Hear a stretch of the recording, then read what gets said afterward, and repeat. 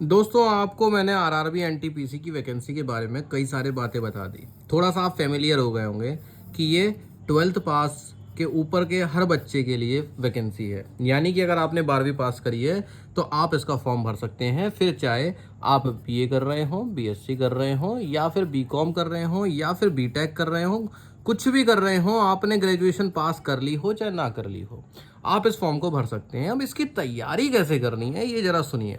सबसे पहले आप इसके एग्जाम पैटर्न को समझिए और ये समझ लीजिए कि 12वीं के बाद भी इसमें जॉब्स हैं और ग्रेजुएट के लिए भी यहाँ पर जॉब्स हैं। लगभग 11,500 वैकेंसी हैं और ऐसी ऐसी जॉब्स हैं कि अगर आपकी सही जगह पोस्टिंग हो गई तो 1 लाख प्लस भी सैलरी है कुछ पोस्ट में, जैसे कि train manager.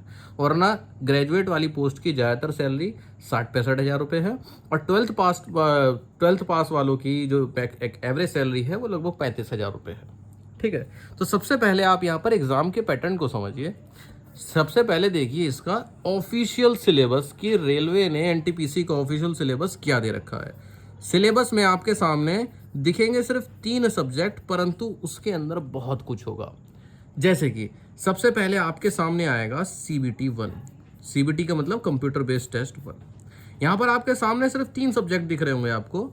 Math 30 number, reasoning 30 number और जर्नल अवेयरनेस 40 नंबर। और आपने सोचा अरे जर्नल अवेयरनेस 3 ही सब्जेक्ट तो हैं। जब आप इसको पास कर लिए जाएंगे तो आपके सामने एक दूसरी बाधा आएगी जिसका नाम होगा CBT 2। यहाँ भी सेम सब्जेक्ट, यानी जिसने CBT 1 में एक अच्छे से पढ़ाई कर ली वो उसका CBT 2 में कोई ज़्यादा मेहनत नहीं करनी है क्योंकि उसकी पहले से ही तैयारी है। यहाँ पर भी लगभग यही 5-5 नंबर बढ़ा दिए हैं, 10 नंबर उसी अनुपात में। मैथ कर दी 35 नंबर की, रीजनिंग कर दी 35 नंबर की, जीए कर दी 50 नंबर की, उससे कुछ फर्क नहीं है। ठीक है, अच्छा आपने एग्जाम पैटर्न भी समझ लिया, अब आप पढ़ाई करने में लग गए। पर जब आप जीए खोलेंगे तो आप कहेंगे बाप रे, इस जीए के अंदर तो हिस्ट्री भी है भाई, इसके अंदर ज्योग्राफी भी है, पॉलिटी भी है, फिजिक्स केमिस्ट्री बायो भी है, कंप्यूटर भी है और स्टैटिक जीके भी है और करंट अफेयर्स भी है। पर अब आप ये सोचेंगे यार मैं इसमें से ऐसा, मेरे पास समय कम है या फिर कमज़ोर है, या फिर इनमें से कौन सा सब्जेक्ट ज़्यादा मार्क्स का आता है और कौन सा कम। तो देख लीजिए हिस्ट्री आती है करीब 6 से 7 नंबर की। ये पिछली बार जो आए थे सवाल उनके बेसिस पर है, ठीक है, उस एनालिसिस पर है कि पिछली बार इतने सवाल आए थे। ज्योग्राफी है लगभग 5 नंबर की, पॉलिटी है लगभग 1-2 नंबर की, फिजिक्स 2-3 नंबर की जिसमें कि एक आध न्यूमेरिकल भी आ सकता है। ज्योग्राफी यहाँ पर 1-2 नंबर की आई थी। बायोलॉजी जो एवरेज आ रही थी वो 3 या 4 सवाल हर पेपर में आ रहे थे।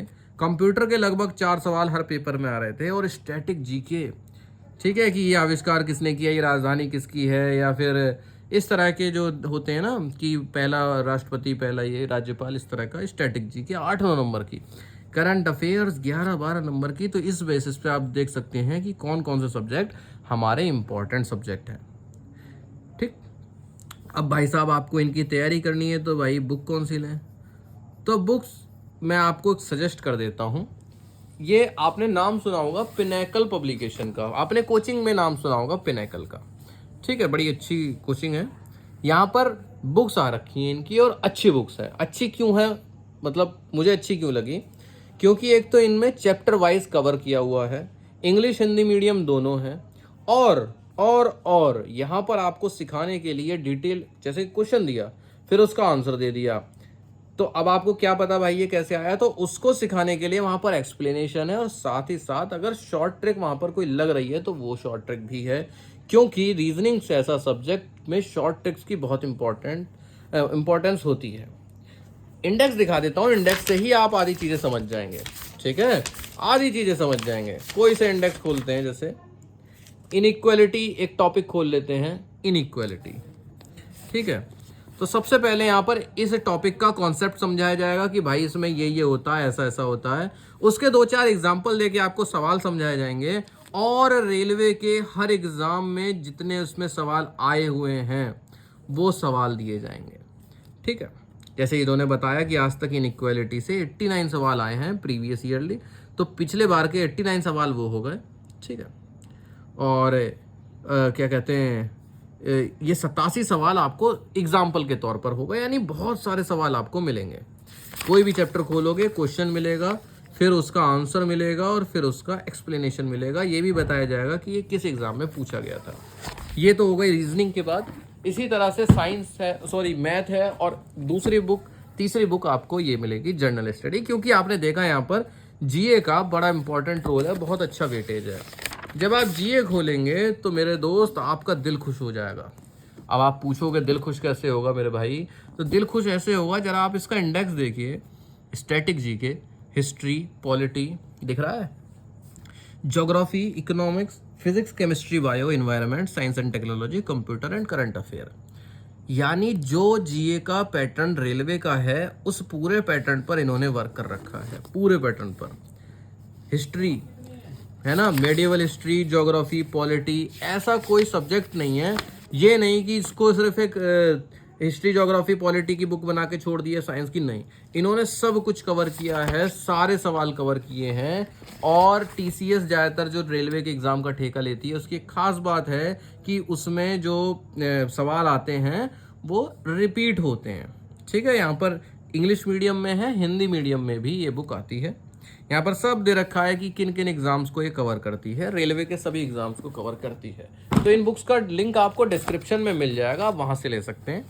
अब आप यहाँ से समझिए जरा सा, अगर आप ये सोच रहे हैं, बुक समझ गए ना आप, पिनेकल पब्लिकेशन इसका नाम है, ठीक। अब आप जरा सा ये समझिए कि 12th पास जॉब है, और आप सोच रहे हो कि अरे 12th पास है तो ये तो बड़ा हलवा होगी, ऐसा नहीं है। यहाँ पर उल्टा है दोस्तों, यहाँ पर उल्टा है दोस्तों। 12th पास जॉब्स में ज़्यादा कंपटीशन होगा और ग्रेजुएट वालों में थोड़ा सा कम होगा, क्योंकि मान लीजिए जो भी 12th से लेकर ग्रेजुएशन के फाइनल ईयर तक का बच्चा है वो 12th तक ही कंसीडर होगा, और जिसने ग्रेजुएशन पास कर ली सिर्फ वो ग्रेजुएट का भर पाएगा। तो यहाँ पर ज़्यादा बच्चे हो जाएंगे, 12th पास के फॉर्म ज़्यादा भरे जाएंगे, इसलिए वहाँ पर जो कट ऑफ है वो भी ज़्यादा जाने की उम्मीदें हैं, मेरे हिसाब से लगभग 82 के ऊपर, और ग्रेजुएट वालों की लगभग 76-77 के आसपास यहाँ पर उम्मीद है जाने की कट ऑफ। ठीक, ग्रेजुएट वाले बच्चों को एक ऑप्शन भी दिया जाएगा कि आप ग्रेजुएशन के फॉर्म के अलावा 12th वाला फॉर्म भी भर सकते हैं, तो बहुत से ऐसे होंगे जो 12th लेवल का भर देंगे। ठीक है, अच्छा, यहाँ पर एक फ़ायदा वाली बात यह है कि दोनों सीबीटी में सेम सब्जेक्ट है। इसका फ़ायदा आपको ये मिलेगा कि मैथ, रीजनिंग और जीए पर ही आपको फोकस रखना है। ऐसा नहीं है कि सीबीटी 1 होने के बाद अब आपको कोई नए सब्जेक्ट पढ़ने हो, आपको नए नहीं पढ़ने, आपको इन्हीं को और बेहतर करना है। यहाँ पर आपको खास बात आपको नहीं पता चली होगी, मैं आपको समझा देता हूँ। स्पीड और एक्यूरेसी में से आपको यहाँ पर एक्यूरेसी पर ज़्यादा वर्क करना है। अब आप पूछोगे मित्र कैसे, तो मैथ में कितने सवाल आ रहे थे 30, रीजनिंग में कितने सवाल आ रहे थे 30, और जीए में कितने सवाल आ रहे थे 40। औसतन जब मैं टेस्ट सीरीज सॉल्व करता हूँ और आपको दिखा के सॉल्व करता हूँ, उसमें मैं क्वेश्चन भी पढ़ता हूँ, आंसर भी बोलता हूँ, उसका एक्सप्लेनेशन भी बताता हूँ, तब भी 1 मिनट में 3 सवाल हो जाते हैं, यानी करीब 12-13 मिनट में मेरे ये 40 सवाल हो जाएंगे, अगर मैं बहुत आराम से भी करता हूँ। अगर वही स्पीड मानूँ, ठीक, अगर मैं 15 मिनट भी मानूँ कि 15 मिनट आपने लगा दिए जीए करने में 40 सवाल, तो भी है भैया आपके सामने 90 में से 15 गए तो 75 मिनट बचे हैं। उन 75 मिनट को आप 60 क्वेश्चन इन 75 मिनट मेरे हिसाब से तो कर लेंगे ज़्यादातर बच्चे।